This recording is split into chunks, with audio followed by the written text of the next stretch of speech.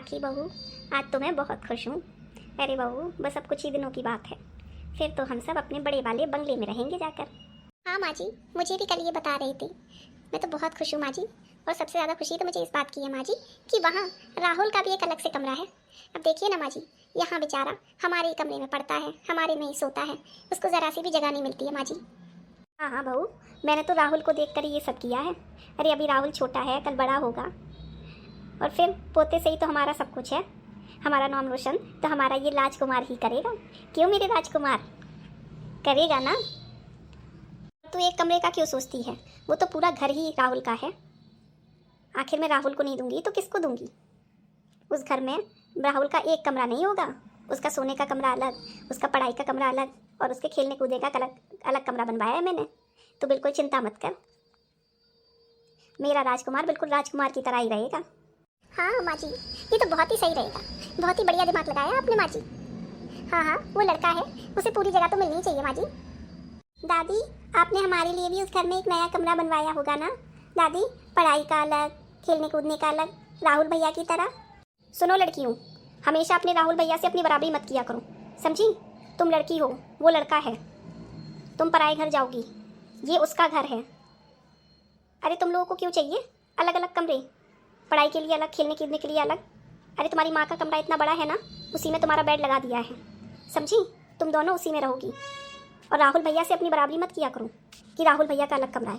अरे वो बेटा है, उसका तो पूरा घर ही है, ये तुम्हारा घर नहीं है। अरे तुम तो पराए घर की हो।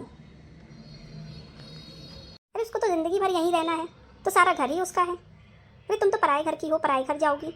अभी से ही तुम्हारे इतने नाज नखड़े होंगे तो बस ससुराल में तो नाक ही कटा दोगी हमारी।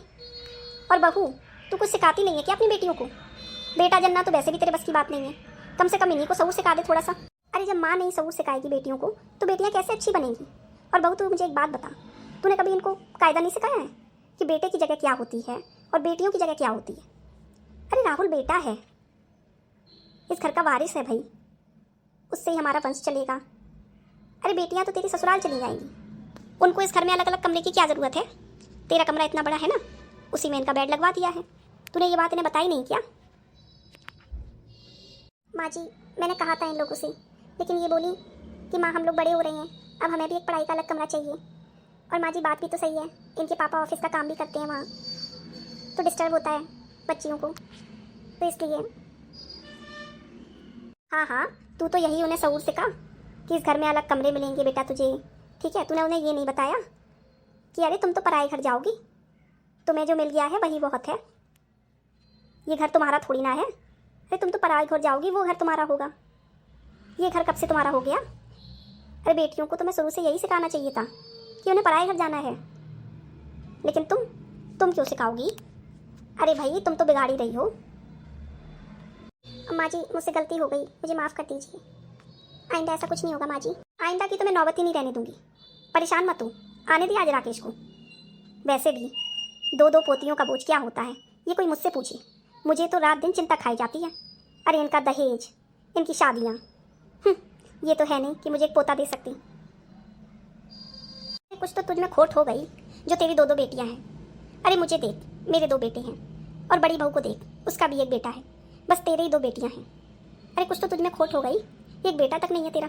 हाँ, और ऊपर से बेटियों को भी तू इतना सर चढ़ा रही है कि भाई ये पराए घर जाएंगी तो कैसे निभाव करेंगी? तू कभी इनको सबूर ही नहीं सिखाती है। और ये कमरा चाहिए, ये चाहिए, वो चाहिए, इससे अच्छा तो तू इन्हें किचन में ले जाया कर और खाना वाना सब बनाना सिखाया कर, लेकिन वो तो तू करेगी नहीं ना। अरे बहू, ये तेरे मायके के ही संस्कार खराब होंगे जो यहाँ तुझे दो दो बेटियाँ हुई हैं, समझी? अब फिर भी सुधार ले तू, तो कम से कम तेरे पाप तब भी खत्म हो जाए और शायद तुझे बेटा हो जाए।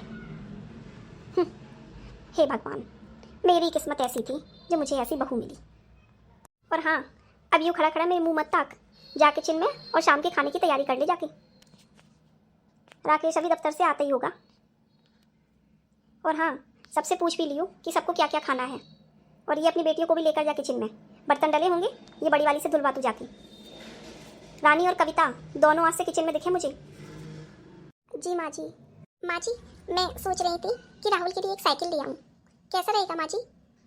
अरे बहू, तू भी ये क्या सोच रही थी? अरे ये कोई सोचने की बात है? अरे ले आना जाके, अभी तक बेचारे राहुल के पास साइकिल नहीं है। उसके क्लास के सारे बच्चों के पास साइकिल है, मैंने देखी है। हाँ, और सबसे बढ़िया वाली साइकिल आएगी मेरे पोते के लिए। मैं तुझे अभी 10,000 रुपये देती हूँ, समझी? मेरे राजकुमार को कोई कमी ना हो। दादी तो बस अपने राजकुमार को देख कर ही जिंदा है। दादी दादी, मुझे स्कूल का नया बैग भी चाहिए और जूते भी। अरे मेरा राजकुमार, सब मिलेगा, समझा? तेरी दादी अपने राजकुमार के लिए कोई कमी नहीं होने देगी। बहू, तो 5,000 रुपये और लियो मुझसे, और इसके लिए नया बैग, नए जूते, नई ड्रेस सब ले आ। मेरा राजकुमार एकदम राजकुमार सा लगना चाहिए। अरे सीमा, मेरे दोनों पोते पोतियाँ बहुत अच्छे नंबर से पास हुए हैं। तुम बताओ कि तुम्हारे पोते पोतियों का क्या हाल है? अरे मैंने तो अभी देखे ही नहीं है। और हाँ, मैं तो सिर्फ अपने राजकुमार की चिंता करती, बाकी इन दोनों का क्या है? ये तो इन्हें तो वैसे ही पढ़ाई कर जाना है। मेरा राजकुमार तो बस हमेशा राजकुमार जैसा रहे। अभी देखती हूँ कि मेरे राजकुमार के कितने नंबर आए हैं। बेटा राहुल, जरा अपना रिजल्ट तो लेकर आ, दिखा बेटा कि मेरे राजकुमार के कितने नंबर आए हैं। अरे मेरा राजकुमार ये बहुत होशियार है, देखना फर्स्ट आया होगा पूरे स्कूल में। आखिर किसका पोता है? हाँ हाँ, क्यों नहीं क्यों नहीं। दादी, मैं तो फेल हो गया। मैंने तो कहा था कि मेरे राजकुमार को पढ़ने लिखने की क्या जरूरत है, तो मैंने पढ़ाई नहीं की तो मैं तो फेल हो गया। दादी, ये क्या बोल रहा है तू बेटा? अरे पढ़ाई लिखाई तो तुझे करनी चाहिए थी ना बेटा, तूने ऐसा क्यों किया बेटा? दादी, हम दोनों फर्स्ट आए हैं, मैं और दीदी दोनों फर्स्ट आए हैं। तुम्हारे फर्स्ट आने का क्या चार डालूं मैं? मेरा राजकुमार तो फेल हो गया ना। अरे तुम दोनों फर्स्ट आए या कुछ हो, उससे यहाँ हमारे घर को क्या फ़ायदा? काम तो बेटा ही आएगा ना। बेचारा मेरा ये राजकुमार फेल हो गया है और तुम दोनों यहाँ अपने फर्स्ट आने की खुशियाँ मना रही हो। अरे सीमा, ये तू कैसी बातें कर रही है? पोते पोतियों में इतना फ़र्क क्यों? अरे तुझे तो इसे डांटना चाहिए राहुल को, और तू तेरा राजकुमार कह रही है। अरे बड़े पर ये राजकुमार जब देखना तेरी नाक में दम तक करेगा ना, तब तुझे समझ में आएगा कि तूने इसे कितना बिगाड़ा है।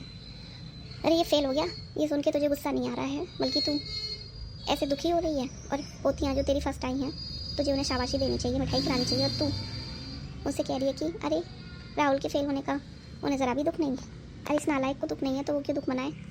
हाँ, अरे ये बेटा बेटी का फ़र्क करना बंद कर सीमा, वरना बुढ़ापे में बहुत पछताएगी।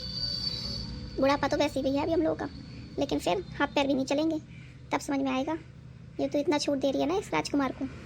मेरे भी पोते पोती हैं, नहीं मैं फ़र्क नहीं करती बेटा बेटी में।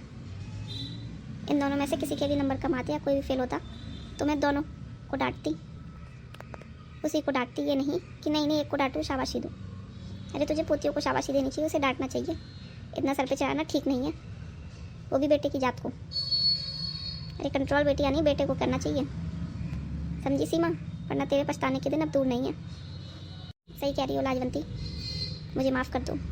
मुझे भी लगता है कि मुझे राहुल को डांटना चाहिए। अरे मैं बेटा बेटी में इतनी अंधी हो गई हूँ कि मुझे समझ ही नहीं आया, मैं राहुल की हरकती को छुपाने लगी। लेकिन अब ऐसा नहीं होगा, तूने बिल्कुल सही कहा है। राहुल, तूने क्यों नहीं ठीक से पढ़ाई की जो तू फेल हो गया? हाँ दादी, आप ही तो कहती हूँ मैं आपका राजकुमार हूँ, मैं आपका राजकुमार हूँ, तो राजकुमार को पढ़ने की क्या जरूरत है? हाँ, मेरा तो सब कुछ ही है, मैं पढ़ के क्या करूँगा? ये घर मेरा है, गाड़ी मेरी है, अरे मुझे क्यों पढ़ना? मैं पढ़ के क्या करूँगा? पढ़ के तो इंसान यही सब खरीदता है ना। मेरे पास तो पहले से ही सब कुछ है, और जो नहीं होगा वो दादी मुझे दिला देगी। मैं क्यों पढ़ूँ? अरे बेटा तू ये क्या बोल रहा है? अरे पढ़ने लिखने से इंसान अकल वाला बनता है, सलीके वाला बनता है, समझदार बनता है। कल से तू पढ़ाई लिखाई पे ध्यान देगा, समझा? मुझे कोई पढ़ाई नहीं करनी है, और मैं जा रहा हूँ खेलने। लो सीमा, ये तो होना ही था। तुम जो उसको जैसे उसको सर पे बिठा ली हुई थी ना, तो ये तो होना ही था सीमा। अब ये मत कहना बच्चा बिगड़ गया, बच्चा बिगड़ा नहीं, तुमने बिगाड़ा है। अरे ये फ़र्क करती रहोगी तो बच्चा कैसे तुम्हारे कंट्रोल में आएगा? अब देखो, उसे तुम्हारी बात की कोई परवाह नहीं है, अब तो उसे सिर्फ अपनी तारीफ ही अच्छी लगती है। अरे अभी भी इसकी लगाम पकड़ो, वरना बहुत पछताओगी तुम।